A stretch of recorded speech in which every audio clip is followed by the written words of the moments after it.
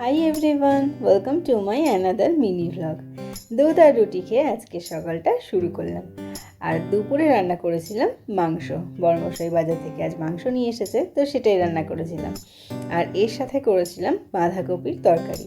তো বাঁধাকপির তরকারির মধ্যে আমি আজকে বড়ি দিয়েছিলাম, তো তার থেকেই কয়েকটা ভাজা বড়ি আমি রেখে দিয়েছিলাম শুধু ভাত দিয়ে খাবো বলে।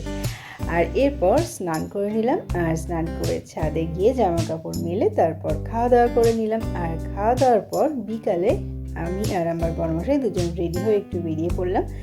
আর ঘরের মধ্যে খুব একটা ঠান্ডা না লাগলেও বাইরে কিন্তু বেশ ঠান্ডা লাগছিল, তাই সোয়েটারটা পরেই বেরোলাম।